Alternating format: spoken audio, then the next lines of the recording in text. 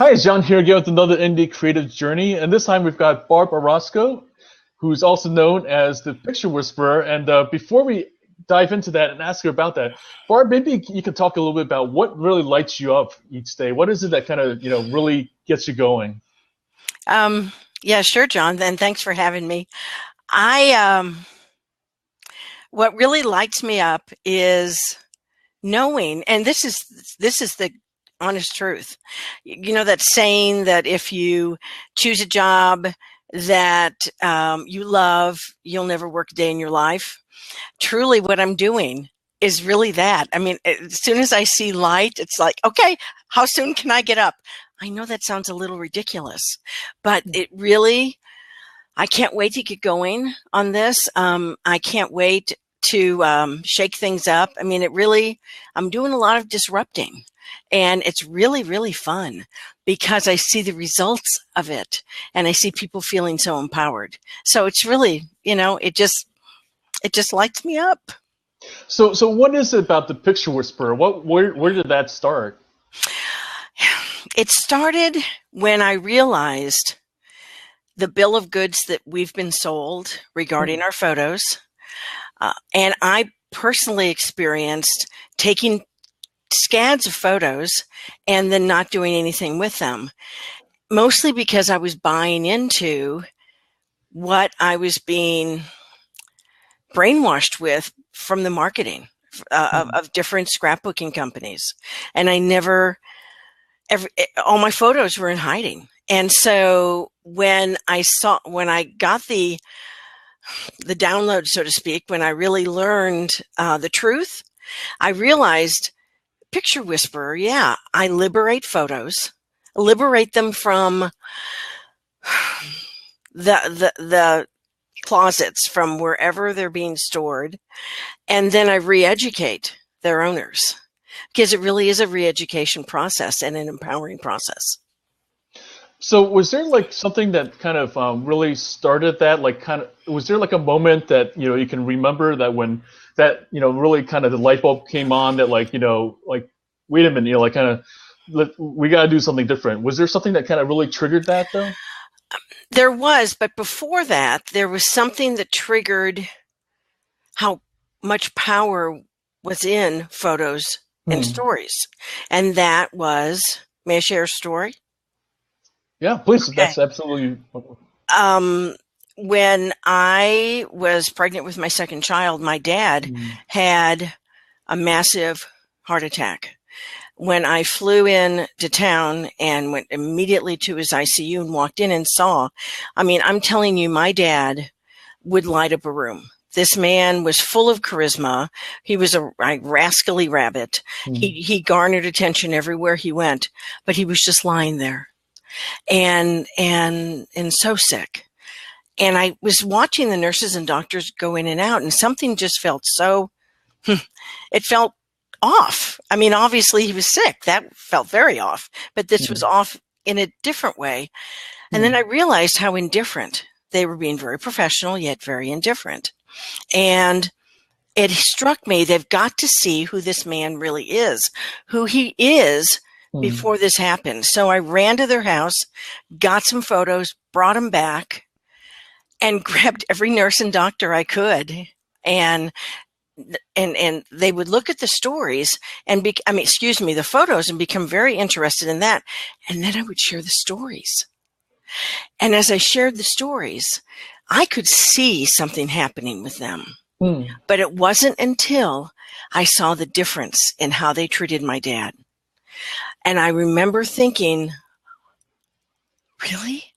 I mean, the photos grabbed their attention and the Hmm. stories captured their hearts. It let them know that there was more to this man than a very sick person. Yeah, I mean, there's definitely that saying about photo, pictures worth a thousand words. I think Mhm. it's really like capturing a moment in time and a person, like kind of, and the story, like you said, in that shot and stuff like that. That's really something that like really you can talk about it, but I think a photo really grabs, a lot of that and stuff. So Well, the photo yeah, grabs the attention, and that's the trick there, because right. we say a photo's worth 1,000 words, but honest to goodness, it's worth 1,000 words if you're standing there talking about it. Hmm. But as time goes by, you forget those words if they aren't written there. And no one will hear or see that story unless it's written there. Hmm. And you're there to tell them.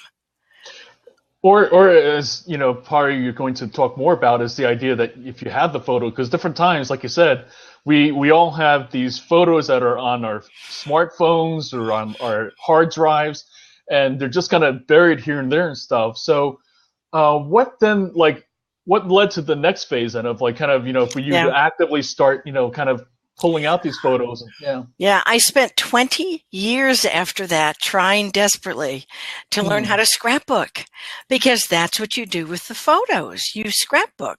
So Right. I kept buying materials and setting them up and getting nowhere. So in 2002, July of 2002, I had all sorts of supplies I'd purchased Hmm. and had never completed an album or even one page, not even one Wow. page. I Wow. had so many photos. I took photos of photos. I mean, I was a madwoman. I wanted to document everything. And And so you probably took classes, right?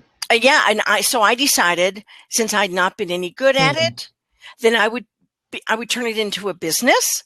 For other people who weren't very good at it, I'd figure out how to do it. Hmm.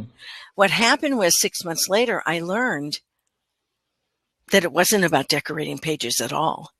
That Hmm. it was that it's the photos and stories that go on the page, Hmm. not any decoration at all. And that's when the world opened up to me. And that's when I was able to truly help make a difference for my clients. So, in terms of bringing these stories to life and stuff, what is it that like you do to kind of help that process of like like between like basically finding the photos and stuff, but then also then like making it into something that's more of a story. The first thing I have to do, John, because most everyone knows where their photos are. Most Hmm. everyone knows. Hmm. Um, I just did a talk on Tuesday night, and and many people said, I mean, I look at them and I just feel so guilty I haven't done it. They know where they are. Hmm. What they need first Hmm. is this. They need what's going on in their minds to get that neutralized. I call it head trash, to get that Hmm. neutralized and out, so that they're no longer under the tyranny of feeling like they have to be crafty, that they have to turn Hmm. it into an art project, that it has to take years, days and days, hours, years, whatever, to do a page. It doesn't. Hmm. And so that's the very first thing that I do. Then, once they are free of that and able to really process, then we talk about what their why is. Who in their life do you want to make sure they know they're seen, Hmm. they're heard, and who they are matters? Because, John, that's the most important thing. I mean, with everything that's going on in life right now, this is a tool. These photos and stories are tools we can't afford to ignore.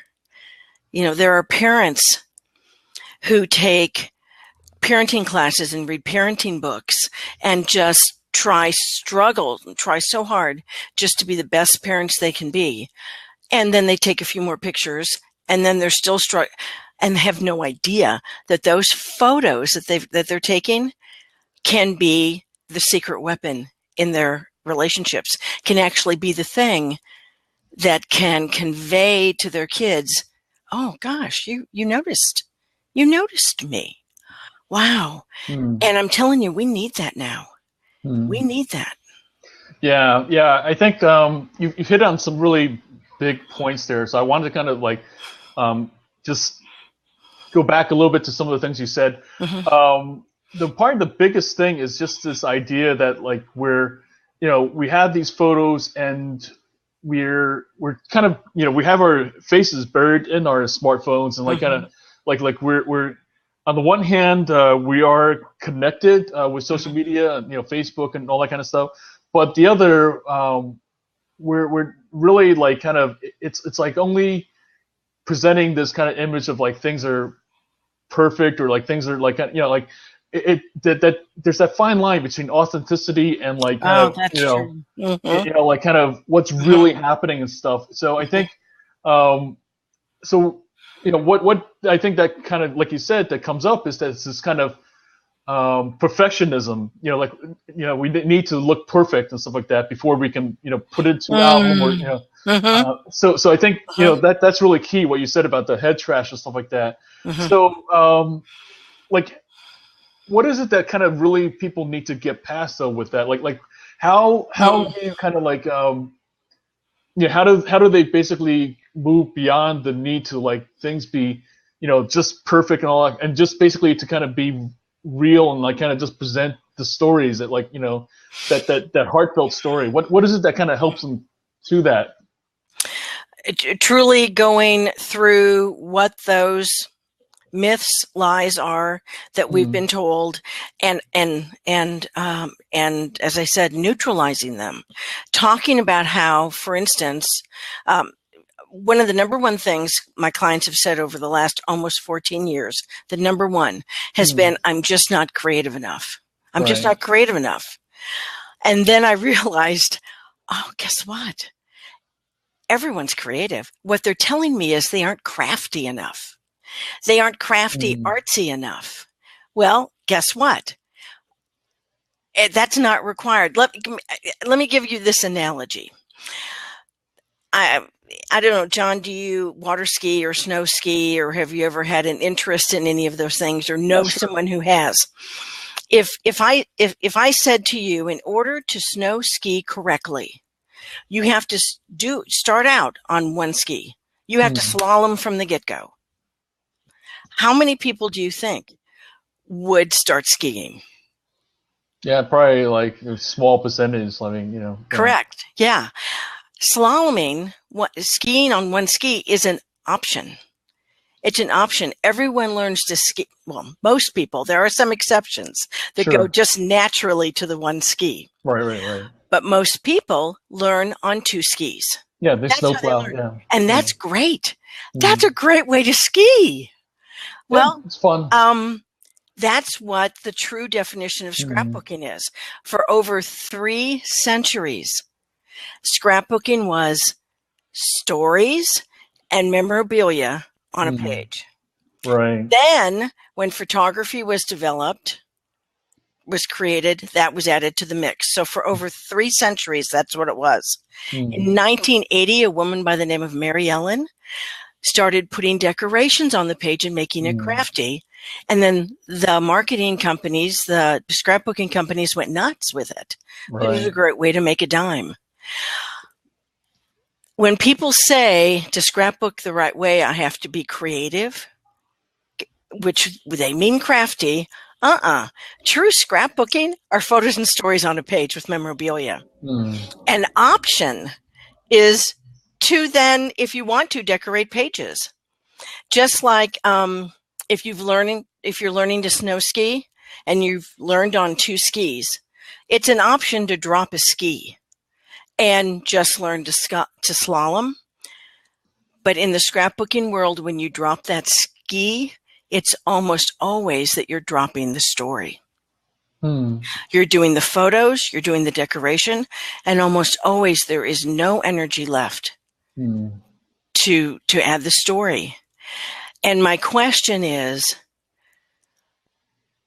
who in someone's life who's doing that page decorating with the photo, what might someone have needed to have written there that there's no to read later on that's not there? What might they have needed? So did I answer your question?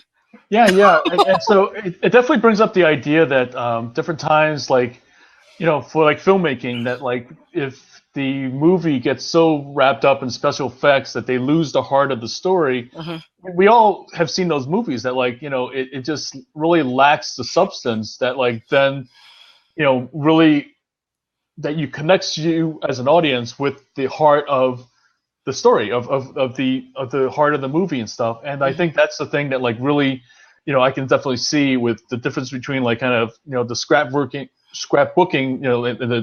in the what's become the conventional sense of stuff versus what you're talking about. So, um, what was there somebody that along the way that kind of really got you like kind of that inspired you to kind of go this route, or were there people Mm-hmm. that kind of you connected with Mm-hmm. that really saw this? Mm-hmm. There were two people. Mm-hmm. One person is Kimberly Brackett. She was a consultant along with me with a company called Creative Memories, that the former Creative Memories, and she was the first person who helped me see no decorations, no stickers, nothing, Mm-hmm. photos and stories on a page, with a very powerful process activity that she did for me. But the second one, Mm-hmm. his name is Kim Hicks. She told me the story of how when when her daughter Paige was 4 years old, Kim was expecting another baby. And Kim wanted Paige to know how important she was to the family, that she wasn't being replaced, that she was seen and heard, and that she mattered. So Kim put together a little album for Paige, just photos and stories, gave it to Paige, 4 years old, and Paige was so excited, had Kim read it over and over and over again to her.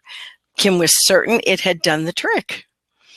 5 years later, Kim noticed that the album was no longer on the shelf. She went looking for it, and it was underneath Paige's pillow. She asked Paige that evening, honey, why are you keeping the album in here? And Paige got teary-eyed, 9 years old, got teary-eyed and said that a new girl had come to her class a few weeks earlier and had taken all of her friends, and they had started to make fun of her, and that she started to cry. But she remembered how that album made her feel. She went and got it, and she'd been reading it to herself every single night, and it kept her from feeling bad. Wow. That's powerful because Kim didn't even know Paige needed that soft place to land, that support, that emotional support. And there's not a sticker or a decoration made that would do that.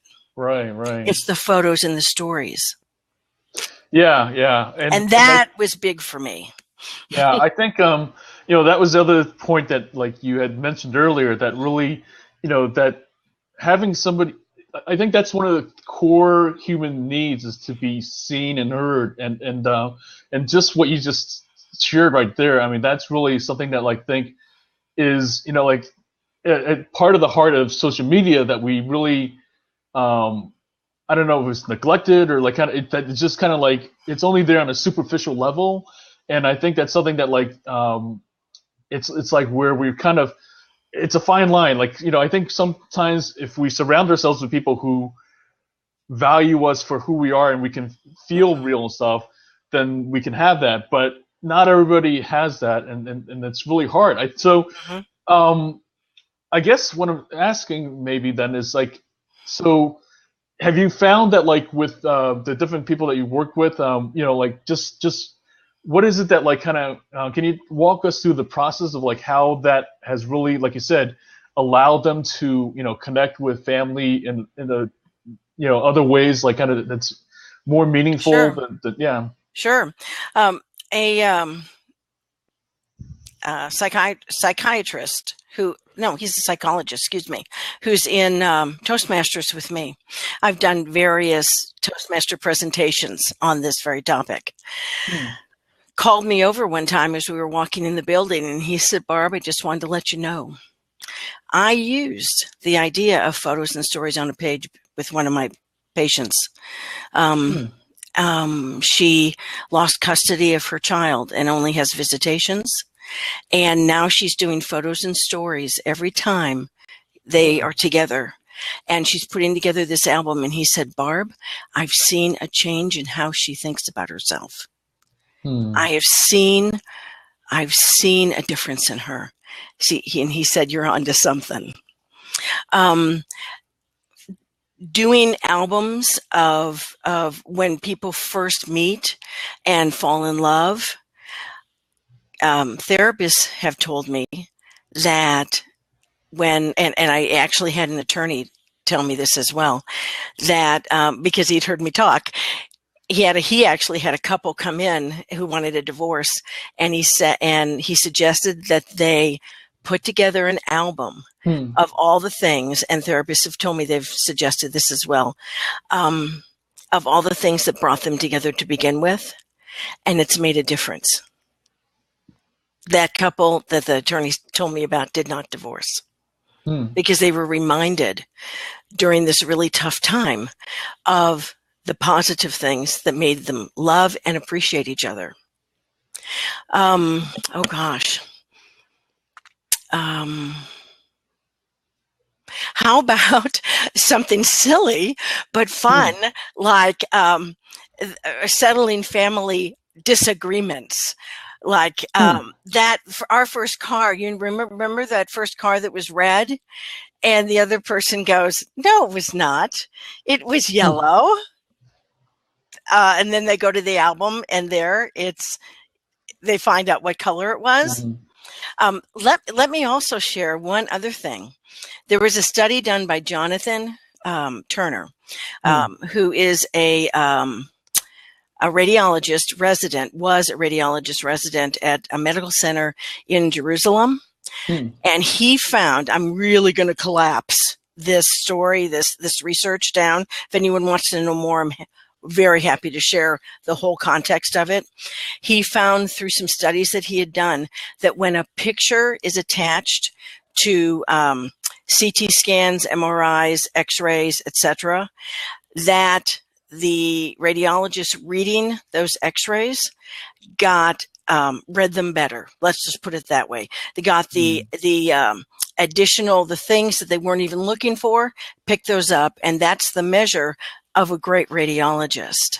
It made such a difference having a picture there that the physicians reported when they did the questionnaire that by having the picture there, they felt more connected to the person, and they were more meticulous in the reading of the X-rays. But get this, Jonathan grabbed, let's see, I think there were 81 cases of the extraneous findings that were discovered.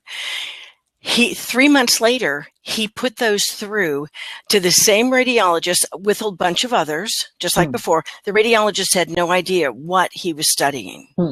So they were not clued into this at all. And it was without pictures. And the radiologist 80% of the time missed what they had seen earlier. Wow. This was so significant in terms of how important it is that physicians and nurses do feel a connection and do feel that humanity for the patient. It improves medical results, not only just better treatment like my father received, that hospital in particular now for all tests includes a photo to whoever it is that's evaluating the test. Right. Wow. Yeah, I mean that's just phenomenal. Just just pretty much the idea of how when we feel a connection and what facilitates that connection is seeing the person like in a photo and stuff. In terms of for yourself, then, like kind of as you've gone on this journey and stuff, was after you've kind of like started doing this and everything, what did you kind of face, like in terms of like kind of challenges? Like I know that I can just imagine different times not everyone agreed with the different ideas and stuff, and especially people in the industry that probably was making lots of money, they probably were didn't like the idea of something disrupting this. No, and that was really challenging. It didn't stop me from chatting with the marketing departments, etc. But it was really kind of silly of me, as I look back, like I'm really going to make a difference there. But I made a huge difference. I've made a huge difference with my clients. They're able to sit there and go, oh, now this I can do. Really, this I can do, as opposed to the struggle or the taking the photo and walking away. By the way, can I play with you just for a minute? Sure. Do you know what this is? Not where it is, just what it is. It looks like. No, just what is it? Oh, well, a photo. Correct. Yes, it is a photo. Okay. Do you know what that is? What's a photo? On the phone, but a photo. Okay. Yes. Do you know that this is the most photographed generation of our time? And we are expecting that in 10 years, there will be no photos in existence. This is a photo. This is a pretend photo. It's a digital image. Right. And we've started treating these like they are photos, and they aren't. Yeah. They aren't. We have got to start printing these with their stories, the ones that matter. In 2014, it was estimated 810 trillion digital images were taken. Very few ever saw the light of day. And the painful part of that for me, well, besides the fact that there are people who needed to hear what might have been written on those pages, besides that fact, is all the time that's taken away from participating in the activities and interacting with people as we're taking the photos. If we're not going to do anything with them, maybe take less photos, and don't stop, because you could learn to do something simple with them, like photos and stories on a page. Very simple. Anyway, so yeah, I'm not advocating stop taking them. I'm advocating take fewer and get some of those into something there. Yeah, that's actually a really interesting point, because of how when we go back to like the early days of photography, right? It used to be such a big deal that, never mind the cost and everything, but it's like where people would, reserve it for really special occasions, like a wedding, and it'd be like the one or two shots, of the couple, and like kind of, and then maybe of course the family around them and like that. It was just kind of like where you had to like get the silver plate and all this kind of stuff, like kind of all this equipment, and but now like we walk around with our phones, and it's, so I guess maybe the point I think is, or the thing that you're bringing up then to me is, like is there something that I don't know, like how can we remember, or how do we kind of change our mindset about like the idea of like kind of choosing or being more selective when we take photos, like, because I think it's like people get into maybe the blinders of like kind of the idea that like, oh well, I have all this space on my phone, I can just keep clicking away, like it doesn't really cost anything, right? Or it doesn't. You're right. Other than space on your phone and time with your family. And maybe that's the thing that we really are undervaluing then, is like kind of, I mean, it's that thing that like I can remember distinctly a recent moment where we were all at dinner, and my brother and his wife were on their phones, the kids were on their iPads, and and I'm sitting there, I'm the only one like looking up, but everybody's like looking down at their, and there's even this video that like I've shared different times of the filmmaker, actually it's literally called Look Up, and it's the idea about like, I don't know if you've seen that, but it's about that. Okay, but it's about that very idea about what are we missing, in these moments and stuff like that's going on around us, and how many opportunities have we missed because we're busy looking at our phones and stuff, and that's true. Yeah. So like I don't know, is that maybe even, is that part of what you address, or like is that kind of like just something like a bigger societal problem that maybe we're not going to address today? Oh no, that is something something that I address everything as it relates to the end product of getting photos and stories into people's laps, including our own laps. And so anything that affects that is part of something that I talk about.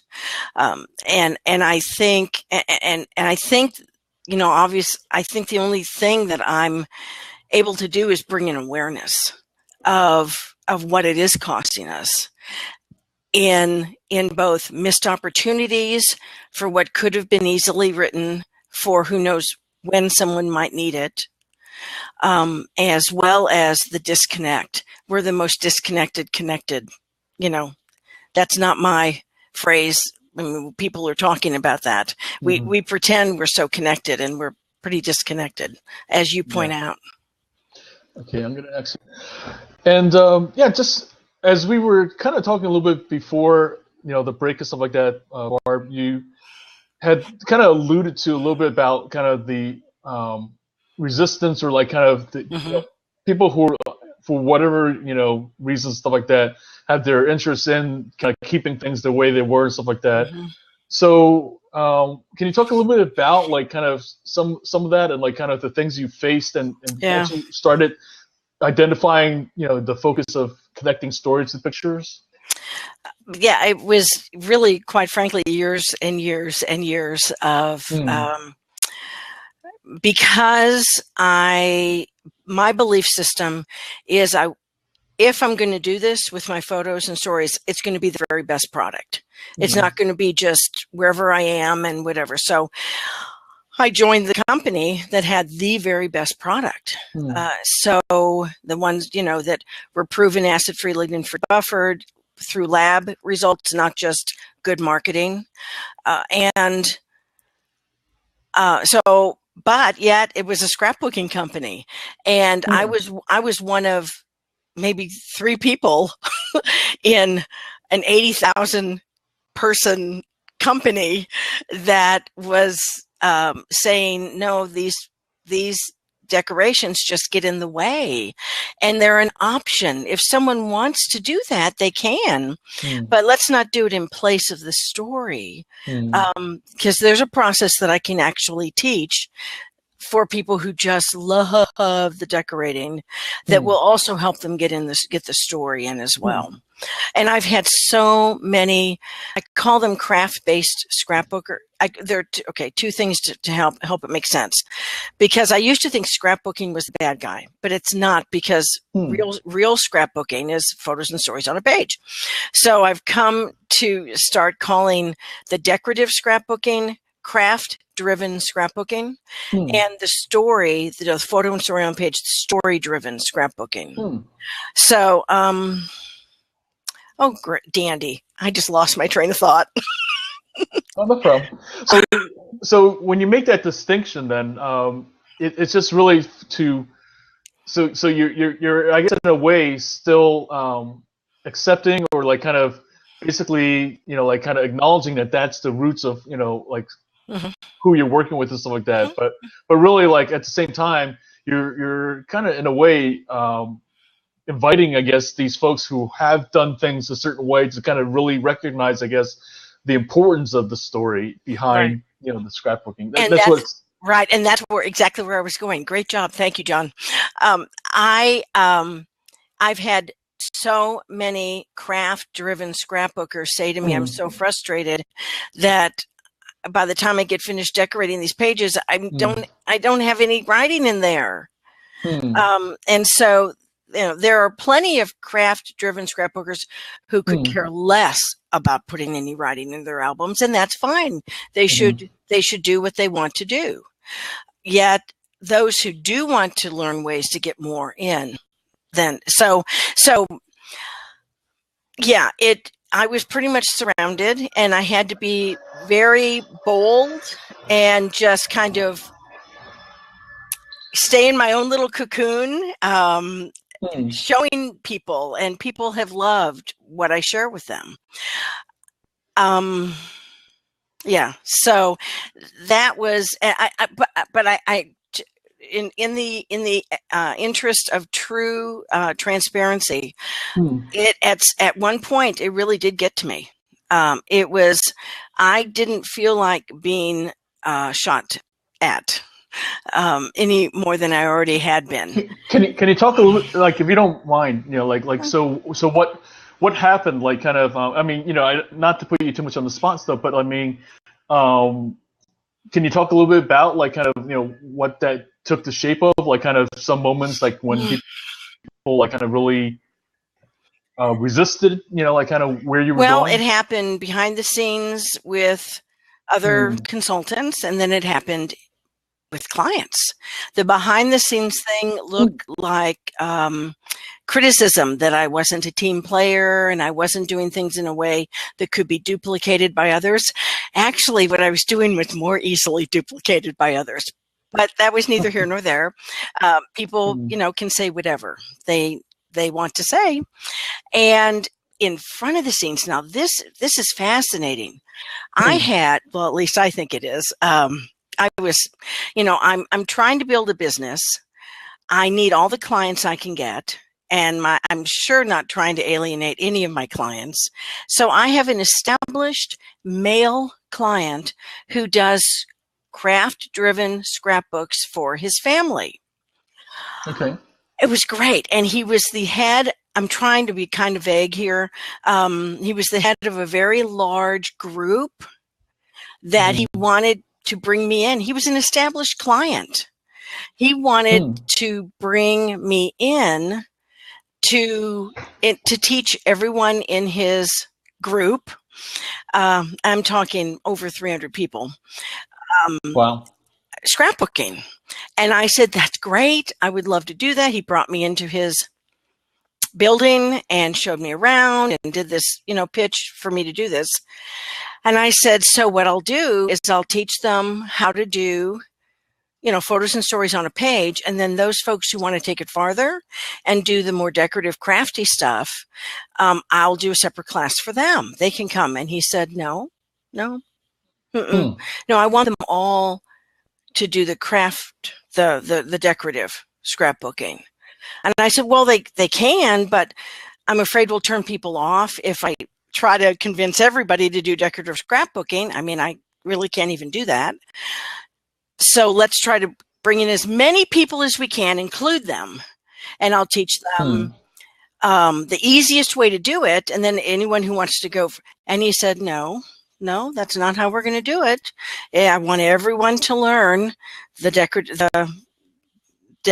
scrapbooking out of the chute. And I said, I'm sorry, I Hmm. can't do that because I can't Hmm. frustrate people that way.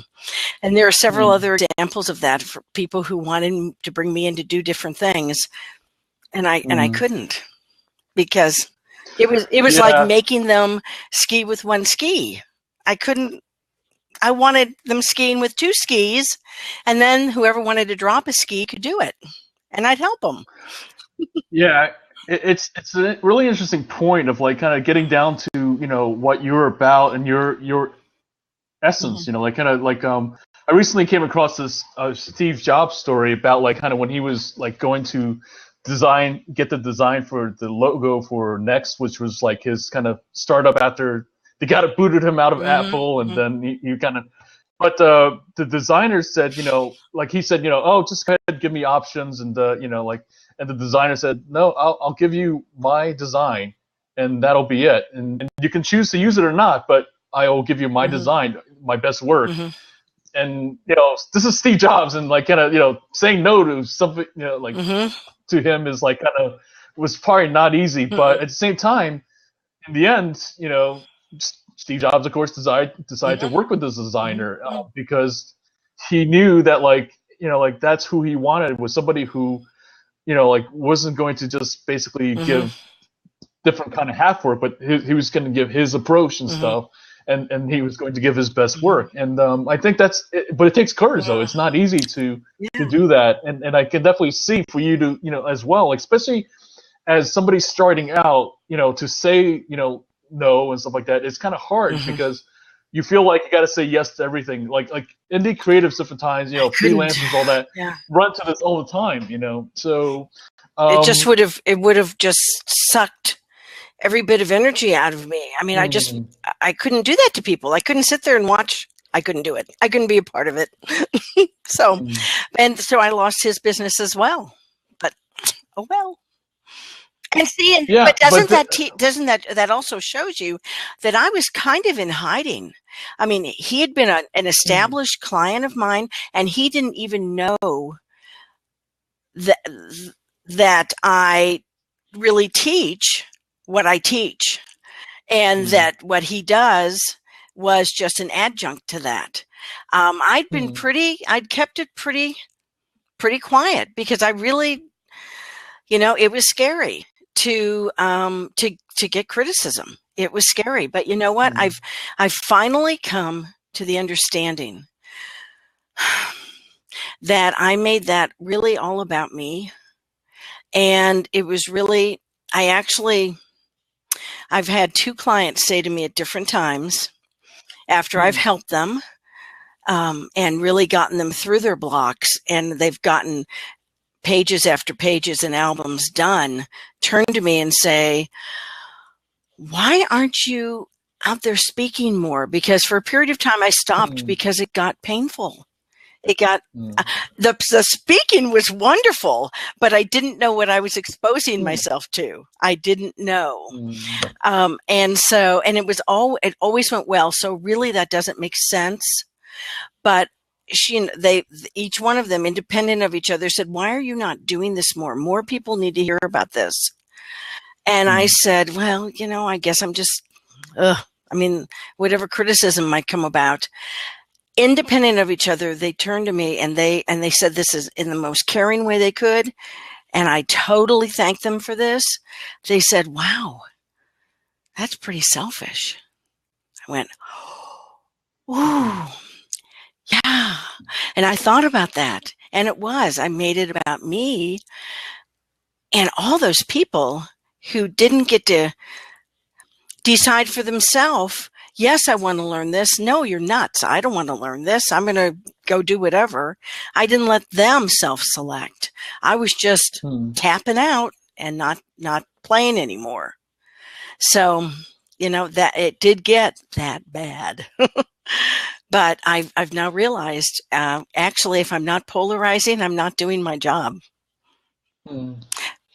Yeah, it's challenging. I mean, different times, to put yourself out there and really, um, I think as an artist or as a creative, different times, it's finding that balance between like kind of, creating something and then, whether it's, never mind scrapbooking and stuff, but, or stories, but different times, like just, any form of art, Mm-hmm. just basically, or business, like to me, I think that's one of the things that like really isn't discussed too much about the art of business. Mm-hmm. How Mm-hmm. business different times is creating something that like your formula that is like represents your um, the work that really is meaningful to you and stuff, and putting it out there for other people to kind of say, what they think it's something. Because to me a business different times is a piece of art that like if it's done right, it's your creation, Mm-hmm. and so it's you, and then it's you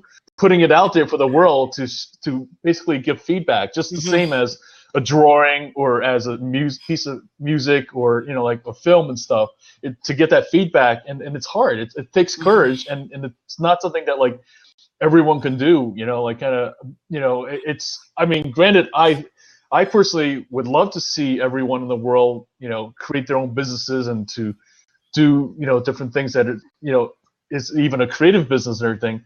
But at the same time, I also realize not everyone can do it, and I think that's the thing that like kind of it's like kind of I don't know, and that's maybe like a great point to discuss, is just the idea of like, what does it take then to have that like so like you said, you got that feedback of people like wow, like kind of you need to kind of do something for other Yeah. people and stuff, or that like, so what kind of led to that next step, like that Yeah. finally, like Well, I had to get help. I had to work mm, on myself and get myself to mm, a point that when I am criticized, there's no if. There's no if. If people like Brene Brown and oh gosh, they're just not coming to mind, but all these wonderful people who put themselves out there and are teaching and changing lives and making such differences. If they get ugly, horrible criticism, just mean things, who am I to think that I'm not going to get that as well in some way? So it's my job to figure out, okay, I can either get out of the game, I can just leave and not do that, which I've done, which I did for a period of time. I still kept working with my clients, but I just wasn't very public. If you go to my blog, you'll see the last blog post I posted, I believe, was, I don't know. It's horrible. It's so long ago, I don't even want to say. You can just go there and see how bad it is. But I have so many wonderful posts written now that I'm just about to fire out there. Can't wait. But I did have to take a period of time to work on it, so that when I am criticized for daring to say that putting stickers and papers on a page will not even anywhere near measure up to the difference words and stories and love can make. Oh man. I mean, even Cheryl Lytle, who was the financial brains of the former Creative Memories, she was the person that had her eye on the money. And so it was important that company be selling this stuff. Even she said, and I quote, 50 years from now, our families will not be captivated by the stickers and papers. They will be enthralled by the written word. That, who knows what I'm going to get from that. But, but I'm ready. It's like, okay, I'm ready. It's okay. You no longer define me. My clients who want what I want, what I'm teaching, and they find it nourishing, they're the ones that I'm out there for. So that's what I've had to do. Awesome. So like I know you've talked about the mother with the little girl and stuff like that. What would you say, like there's other moments that you've really kind of really made you say, wow, this is why I'm doing what I'm doing and stuff? Yes, I can share that.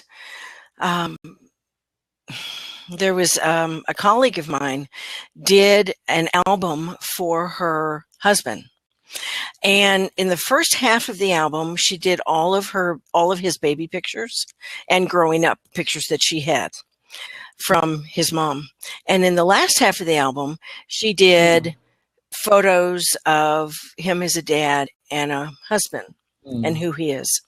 And she just gave a pen, a truly photo-safe pen, to his mom, and just said, anything you remembered. It gave her the album. Anything you want to say as you look at the pictures, just anything at all, just jot it down. Doesn't have to be much at all, just a teeny weeny bit, just anything. A couple of weeks later, the mother-in-law gave it back to her completely empty, which was pretty symbolic of her husband's experience during childhood. So my friend, my colleague, grabbed it and took it, and she went through the first half of it, and she wrote what she saw. She wrote just how sweet and precious he must have been as a baby, and oh, look at you doing so and so, and it must have felt like this. And she just did an amazing job of really reframing his childhood for him. In the other half, she wrote her experience of him. She had her kids write in there. That's another thing we don't do, is we don't make these albums a living, breathing thing that anyone can write in that wants to say something. They're like, this is mine. No. She had anyone who wanted to write in there about him, who he is, and how cool. She gave this to him, and she said he cried. It was a good cry. And Mhm. he would come home from work and this is a big burly kind of guy.